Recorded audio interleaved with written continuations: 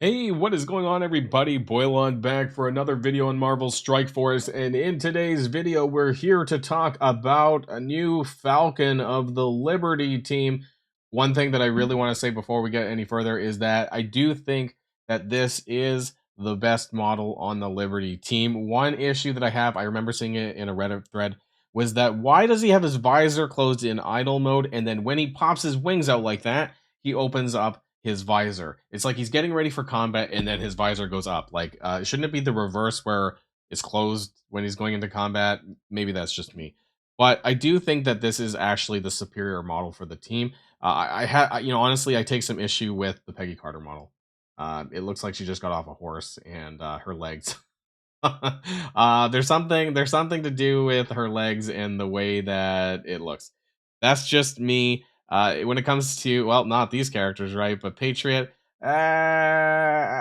honestly looks like a reskin Union Jack to me, as far as the mask goes. But that's just my thoughts, anyways. But we're here to talk about Falcon, anyways, and whether or not he's going to be worth your power cores. Now, I know what some of you are thinking already because I'm not a big fan of Alliance War, but I am going to try to remain as objective as possible in this video.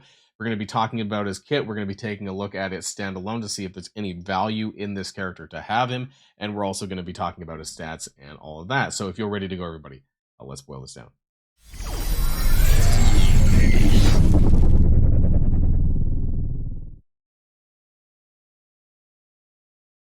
And just as a reminder from the blog from Friday, this Friday or tomorrow, we're gonna have the Cap Sam suit upgrade milestone starting. Why this is important is because within that orb, there's gonna be some Falcon shards, which I believe is 25, right? So the same that we got from Peggy. So if you are maybe thinking of spending some cores, maybe not an immediate unlock, but if you're thinking of some cores, keep in mind that there are gonna be 25 for free, at least from this. So if you want to bridge the gap in some way, then you can do that. Although I believe that these costume milestones take 10 days to run, so keep that in mind as well.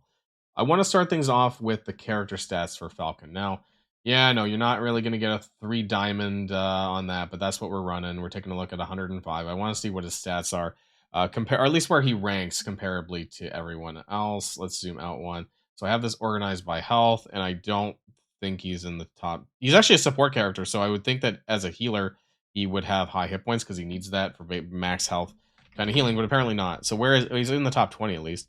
So there we go. He's health associated with Gladiator. This is on par with Gladiator. That's not bad considering he's a tank. Jean Grey as well, pretty close together there. So as far as health goes, he is the support character of the team though, and so it'll be quite interesting actually. And so I don't know why I said that so many times.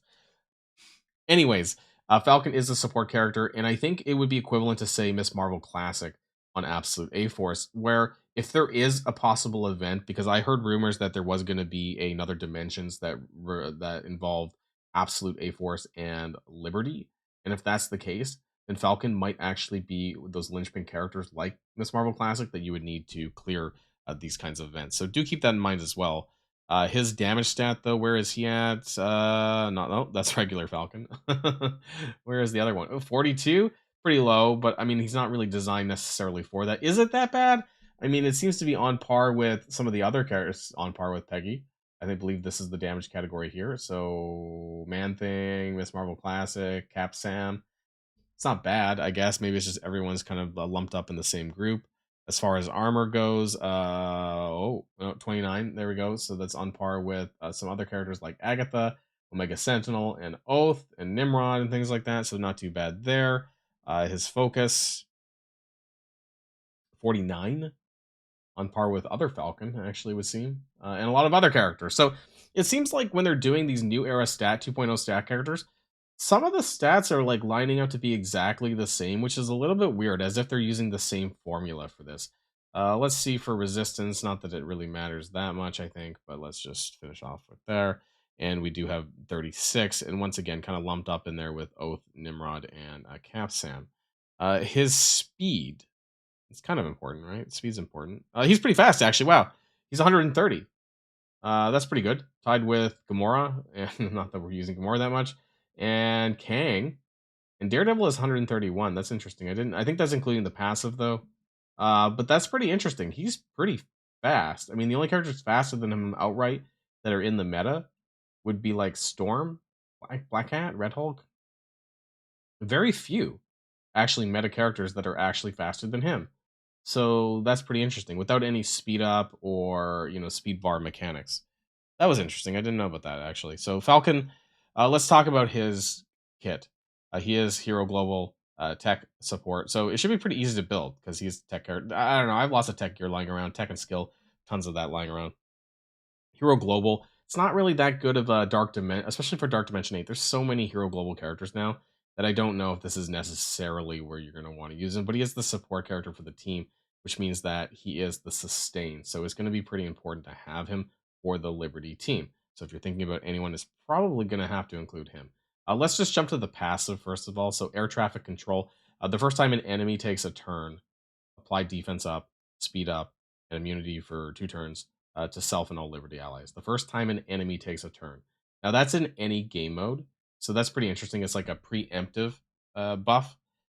So if somebody's really fast, like if they outspeed you, then you're automatically going to get this. Now, I don't know if you spawn with Safeguard with the other characters, but this is still pretty strong nonetheless, especially the immunity aspect, because if they can't clear that with whatever character's taking a turn, then that's a pretty big deal. And this is also available actually outside of, this is in all game modes, not just War. Fortunately, it is to the Liberty team. On enemy with taunt turn, if this character has the entire team, fills speed bar by 5% for self and all Liberty allies. So that's going to happen a lot because they almost always have taunt, and enemies with taunt take an additional 10% damage. In War, apply 2 taunt, on spawn, apply 2 taunt to all enemies. So right away, I mean, everyone's going to have taunt, right? So then the speed bar is going to keep kicking in for the most part. 5%, 500% extra focus for this action. Gain 25% speed until this character takes a turn. So this is only applying to him, which means that he's already really fast. Now, I don't think that this 25% speed is included in the character stats window, right? Where he has 130. So it's 130 plus 25% at least in War. So he's going to be pretty quick because it's not speed bar. Keep in mind, it's speed stat. And so the only way to block this would be characters like Emma Frost, X-Men, I believe, and I feel like there was a new character that's someone in the Starjammers, I believe, blocks this as well. I'm not sure if it's in all game modes or not, though. But anyways, there's very few counters to the speed stat mechanic, so this is nice as well. And then enemies cannot fill speed bar for themselves. So there's a good chance that Falcon is going first anyways, based on all the things that are in here. And of course, enemies with taunt cannot gain immunity. So there's some pretty big stuff in here. Some of it is locked to War, unfortunately. Obviously, it's a War team. But he's got some pretty good stuff in his kit. His basic 250 plus speed up to self. So this could be a really nice striker action actually, because having speed up all the time, or at least whenever he's taking his turn, could be quite good. So that's something to keep in mind there. I don't know how often speed up is being applied to the team in general from other characters. So if this is a really big thing, it might be worth considering running a striker ISO just to make sure that you always have speed up. This game is a turn-based game, so speed is really important. His special on cooldown of 4, flip all negatives to positive. Again, I really like that this goes first, so that you do this before any attacks take place. Attack primary and adjacent for 350, heal self for 15% of his max health, and in War, 50% speed bar reduction on the primary target, and then 2 turns of safeguard. Fortunate this is not outside of War, but it is what it is. Attack is unavoidable. His ultimate, heal self and Liberty allies for 25%. Now, what I don't really like is that I prefer support characters that heal all characters, right? Not just what I would prefer is it healed some to all characters and then Liberty a little bit more. Because if I'm not mistaken, and I want to double check this, that Beast, like I think they reworked him to all allies. They did. So that was a big of a pain for like older support characters that it was only to the team. But Beast got reworked to include heal self and all allies for 20% of this max health. And actually, in fact, he clears negatives from all allies as well. So, it's very unlikely that you're using Beast outside of the X-Men team, especially. But I love that they actually got rid of this and allowed them, support characters more applicability, with other allies if need be. So I'm kind of disappointed. This reminds me a little bit of Peggy Carter, sorry, Captain Carter. The support character for Out of Time, who I believe also primarily only healed Out of Time characters or Rebirth characters in this instance. So a little bit disappointed about that.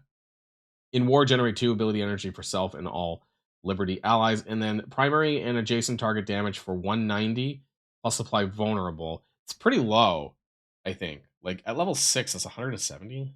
That seems pretty low damage, but maybe that's just me. I know that they get increased, they take more damage when they have taunt, that kind of thing with the full team, but this seems pretty weak on the damage side of things. Maybe that's just me. His damage stat wasn't insane by any means. It does reduce speed bar by 25%, though. So that's his ultimate there. It actually seems a bit underwhelming, I think, compared to the. This is 350. Is it piercing? It's not even piercing. That seems off. This does like half the damage, almost 190 versus 350, and it's not even piercing. I'm sorry, but that seems a bit weird. Maybe they need to take a look at this team again. I don't know. I haven't watched all of the videos with regards to Liberty and who they beat in Alliance War, especially. I thought they were more defensively minded because of Capsam had like exhaust somewhere. Exhaust was in his kit, but I'm not entirely sure. I'll be honest because I don't really keep up with Alliance War stuff that often. I'm trying to be a little bit objective here. So let's go to the gear and let's check out his unique. Oh yeah, it is zoom out one because it's on the right hand side over here. So his unique that he's running is Hammer Tech, which I know a lot of Orcus characters also run Hammer Tech. Ares runs Hammer Tech, so just off the top of my head.